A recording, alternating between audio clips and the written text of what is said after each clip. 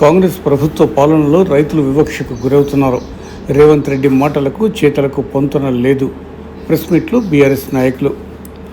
కాంగ్రెస్ ప్రభుత్వ పాలనలో రైతులు వివక్షకు గురవుతున్నారని, ముఖ్యమంత్రి రేవంత్ రెడ్డి మాటలకు చేతలకు పొంతన లేదంటూ ఎన్నికల సమయంలో వరంగల్లో రాహుల్ గాంధీ రైతు డిక్లరేషన్ ఏమైందని బీఆర్ఎస్ రాష్ట్ర ప్రధాన కార్యదర్శి మాజీ మంత్రి జీవన్ రెడ్డి, ఎమ్మెల్సీ ఎల్ రమణలు ప్రశ్నించారు.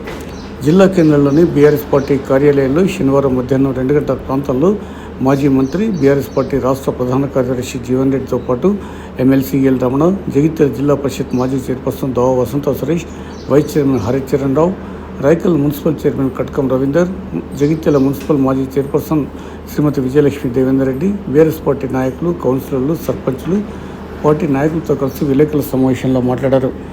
ఈ సందర్భంగా వారు మాట్లాడుతూ, వరంగల్ డిక్లరేషన్ ప్రధానమని చెప్పి అంటున్నాం.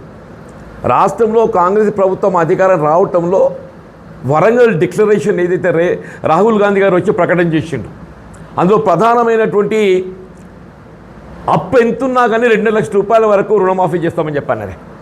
అప్పు ఎంతున్నా కానీ 2 లక్షల రూపాయల వరకు రుణమాఫీ చేస్తామని చెప్పాను. చివరికి ఏమైపోయింది అంటే అది 2 లక్షలకే పరిమితం చేసి ఆ 2 లక్షల రూపాయలు కూడా పూర్తి స్థాయి లోపల రుణమాఫీ చేయలేకపోవడంతో సగం మంది ఇవాళ అప్పు పొందిన వాళ్ళు ఇంకా అట్లే అప్పుల బాధతోని బాధ అనుభవిస్తున్నారని చెప్పి అంటున్నాం. ముఖ్యంగా వరి ధాన్యం సేకరణకు సంబంధించి అది ఏ రకమైన కానివ్వండి కాక 500 రూపాయలు బోనస్ కల్పిస్తామని చెప్పాను. అది ఏ రకమైన 500 రూపాయలు బోనస్ కల్పిస్తామని చెప్పాను.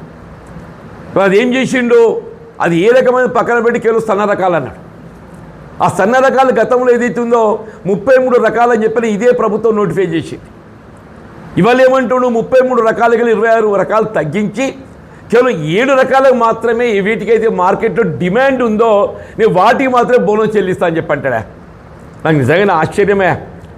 మార్కెట్లో డిమాండ్ ఉన్నది నువ్వేందులో బోనస్ ఇచ్చేది? మార్కెట్లో డిమాండ్ ఉన్న రకం ఆటోమేటిక్గా మార్కెట్లో అమ్ముడు పోతుంది. ఏ 7 రకాలతో మీరు నోటిఫై చేసిందో ఈ 7 రకాలు ప్రభుత్వం సేకరణ అవసరం లేకుండా మార్కెట్లో ఏదైతుందో క్వింటల్ 2800 3000 అమ్ముడు పోయే అవకాశం ఉందని చెప్పి అంటున్నా. వీళ్ళు జై శ్రీరామ్ ఉందే వద్దండి 3000 కొంటారని చెప్పి అంటున్నా. హెచ్ఎంటీ ఉందని చెప్పి అంటున్నా, వద్దండి కొంటారని చెప్పి అంటున్నా. ఏదైనా కానీ సరే వాటిని ఏదైతే నేను ఇస్తాను చెప్పి పిదిరిగా చెప్పుకునే ప్రయత్నం చేస్తా అని చెప్పారంటే అసలు ధాన్యం సంగతి దాని సంగతి ఏంటి అని చెప్పి అంటున్నాను. పెట్టుబడులను రాష్ట్ర ప్రభుత్వం కొనుగోలు చేయకపోతే పెద్దలు జీవన్ రెడ్డి గారు ఈ ప్రాంతంలో ఉండేటువంటి మా పార్టీ నాయకులు రైతాంగాన్ని కలుపుకొని పెద్ద ఎత్తున ఉద్యమిస్తే రాష్ట్ర ప్రభుత్వం దిగొచ్చింది. దానికి అనుగుణంగా రాష్ట్ర ప్రభుత్వం కొనుగోలు చేసినటువంటి దాంట్లో జరిగినటువంటిది ప్రత్యక్షంగానా పరోక్షంగానా మీ ప్రభుత్వానికి సంబంధం ఉందా లేదా విచారణ చేయండి అని చెప్పని డిమాండ్ చేస్తే మేమందరం అనుకున్నాం. అనుభవించినటువంటి జీవన్ రెడ్డి చేసిన డిమాండ్ అది సహేతుకమైనది. ఈ ప్రభుత్వం క్యాబినెట్లో చర్చిస్తే దానికి అనుగుణంగా నిర్ణయం చేస్తుందని చెప్పానంటే ఆ విధంగా విచారణ చేయకుండా ఇంకా మరింత రైతాంగాన్ని నట్టేట ముంచే విధంగా రైతు పండించినటువంటి పంటలన్నీ కూడా మేము కొనుగోలు చేయము, మేము చెప్పిన పంటలే వేయాలి, కేంద్ర ప్రభుత్వం ఇచ్చిన నిర్ణయానికి అనుగుణంగానే ముందుకెళ్లాలని చెప్పని రాష్ట్రంలోని రైతాంగానికి అనాథలుగా చూస్తుంటే మాత్రం ఎట్టి పరిస్థితుల్లో బీఆర్ఎస్ పార్టీ కేసీఆర్ గారి నాయకత్వంలో ఒప్పుకోదు.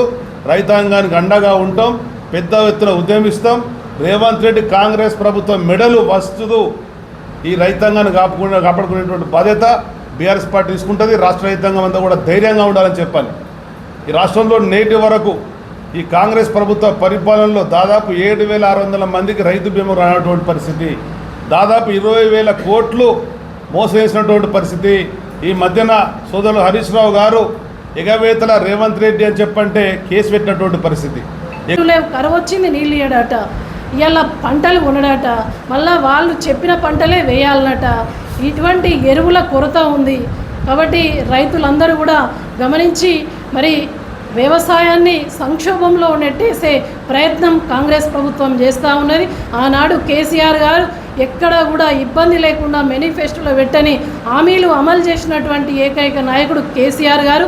మరి ఎప్పటికైనా కూడా కేసీఆర్ వస్తేనే మన రైతులను కానీ ప్రతి వర్గాన్ని కూడా కడుపులో పెట్టుకొని చూసుకుంటాడు. ఇటువంటి కర్కశుడు ఇలాంటి ఉన్నటువంటి రేవంత్ రెడ్డికి తప్పకుండా గుణపాఠం చెప్తారు. నువ్వేదో పైన కూర్చున్న ముఖ్యమంత్రి సీటు ఎవరు మరి అది కదిలేయలేరు, ఎవరు తీసేయలేరు అని చెప్పేసి కేవలం నీ వ్యాపారం